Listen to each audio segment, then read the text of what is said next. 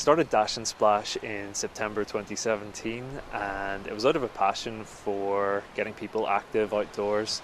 I have a health coaching company called Causeway Living, and was really passionate about getting people into the sea as well and getting the benefits of the cold water.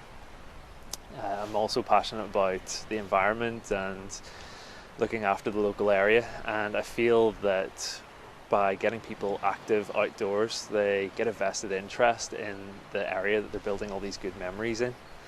And it's been amazing since. People have really taken care of this beach, and as time went on, we were able to get a grant through the Live Here, Love Here scheme to not only just look after the area ourselves, but get investment and funding and improve it in a whole new way. Since starting Dash and Splash, I've really noticed an improvement to the general care of the area.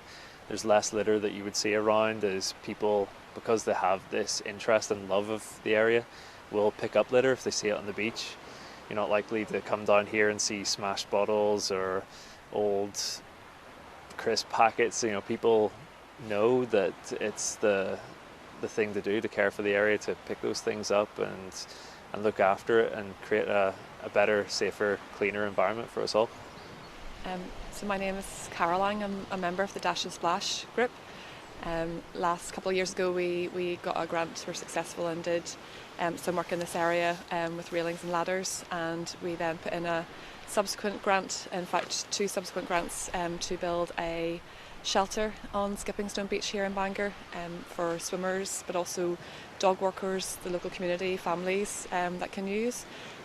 It is an artist-led project, so we've got a local artist who is helping us to design something that will reflect the local area and the heritage of the area, and sea swimming, which used to be big in Bangor, and it's gone through a real renaissance at the minute. In fact, where I'm standing here at the minute is the old ladies' bathing pool. It was a original sea-filled pool, and in the background we're also campaigning to get this sea-filled pool turned back into outdoor Lido for everybody to use, and that would be our long-term plans. Hi, I'm Gillian. I'm one of the founding members of Dash and Splash. I've been here from day one, and certainly it's been quite a 12 months that we've just come through.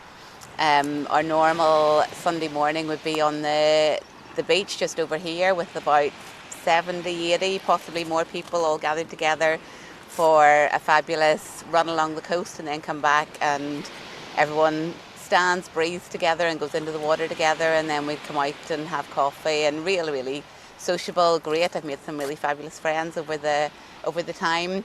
So obviously this time last year we were hit with the pandemic, and it was very different times for us all, and we knew that we wouldn't be able to have our big gatherings, but we were able to swim in smaller groups and stagger swim times.